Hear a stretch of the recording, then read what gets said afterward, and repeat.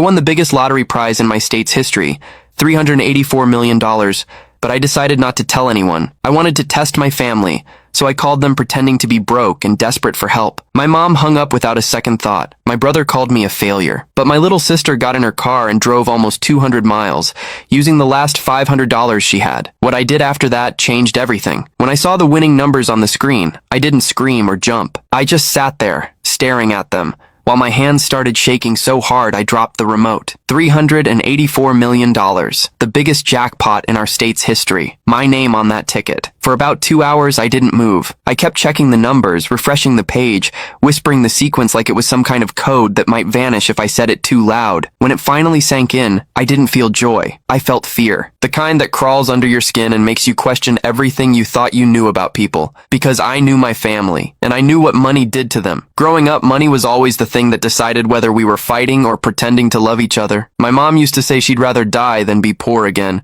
but she never cared who she stepped on to make that happen. My brother, Mark, followed her example, always chasing something, always angry when someone else had more. And then there was Lily, my little sister, 7 years younger than me. She used to sneak into my room at night when our parents fought and whisper that one day we'd both leave and never come back. She was the only person I ever really trusted, so when I realized I was now richer than everyone I'd ever met combined, I didn't feel like celebrating. I felt like testing something I'd never been able to test before.